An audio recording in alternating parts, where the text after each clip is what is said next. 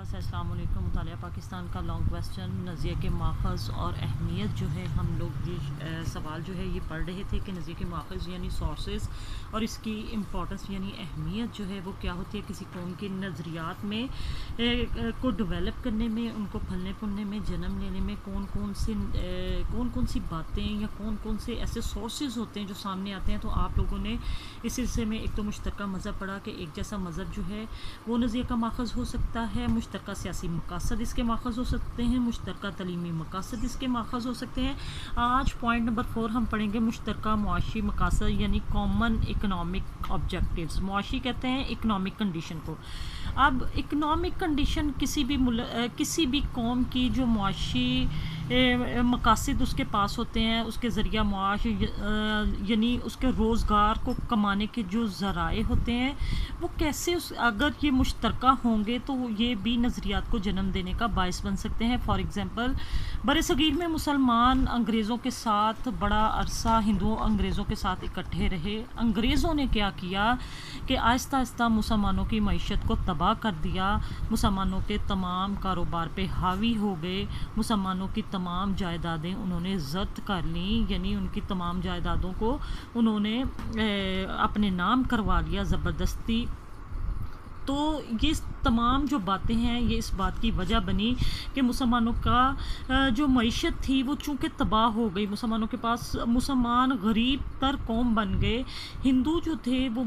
ان کے حامی تھے انگریزوں کے، ملازمتوں میں ہندوؤں کو انگریز آگے رکھتے تھے۔ تو چنانچہ یہ جو وجوہات تھیں یعنی مسلمانوں کی معاشی حالت جو تباہ ہوئی، یہ بات بھی دو قومی نظریے کی ڈیولپمنٹ کا باعث بنی۔ وہ کس طرح آج ہم اس پوائنٹ میں جاننے کی کوشش کریں گے۔ مشترکہ معاشی مقاصد بھی کسی قوم کے نظریے کے ماخذ ہوتے ہیں۔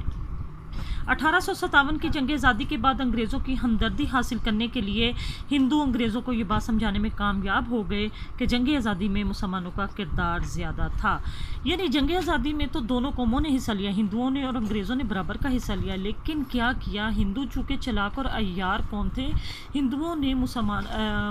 مسلمانوں کے خلاف انگریزوں کو کر دیا اور انگریزوں کو یہ بات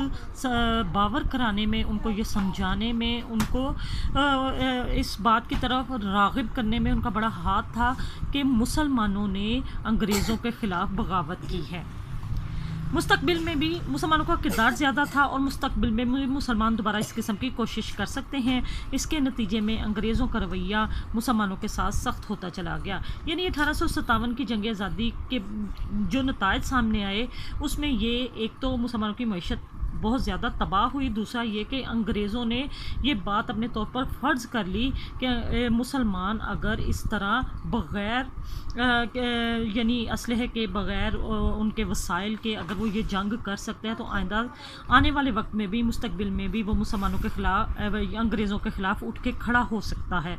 اس کے نتیجے میں انگریزوں کا رویہ مسلمانوں کے ساتھ سخت ہوتا چلا گیا اور معاشی طور پر مسلمانوں پر ظلم جاری رہا۔ معاشی طور پر ظلم کا مطلب یہ کہ مسلمانوں پر تمام قسم کی ملازمتوں کے دروازے بند کر دیے گئے، مسلمانوں کو سرکاری ملازمتوں میں حصہ نہیں دیا جاتا تھا، مسلمانوں کو ہر قسم کے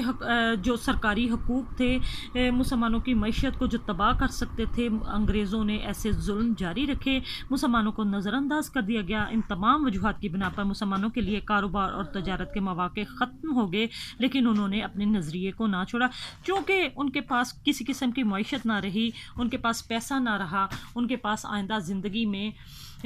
کوشش کرنے کے لیے ان کا کاروبار بالکل تباہ ہو گیا، تو مسلمانان بر صغیر نے اس بات کے لیے کوشش کی کہ بر صغیر کو تقسیم کروانا اور اپنی معیشت کو مضبوط کرنے کے لیے دو قومی نظریے جیسا ایک نظریہ جس پہ وہ چل کے آئندہ اپنی قوم کو بچا سکیں تو بہت ضروری ہے۔ چنانچہ یہ معاشی مقاصد جو تھے یہ بھی دو قومی نظریے کی ڈیولپمنٹ میں جو تھے اس کے پنپنے میں بہت اہم رہا۔